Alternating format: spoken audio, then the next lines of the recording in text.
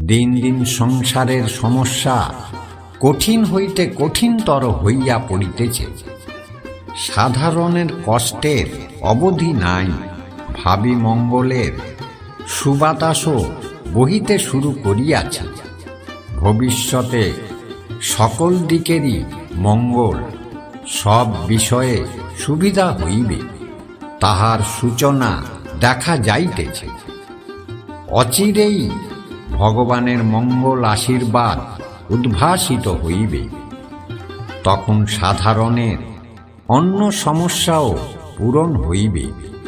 এই দুর্দিনে যাহারা টিকিয়া যাইবে, খাইয়া পড়িয়া বাঁচিয়া থাকিবে, তাহারা নবসূর্য উদয়ে দেশের অবস্থা দেখিয়া উৎফুল্ল ও আনন্দিত হইবে।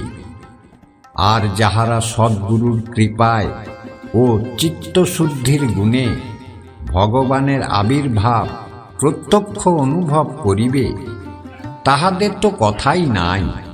সামান্য অন্ন বস্ত্রের কথা কাহারও মনেই থাকিবে না।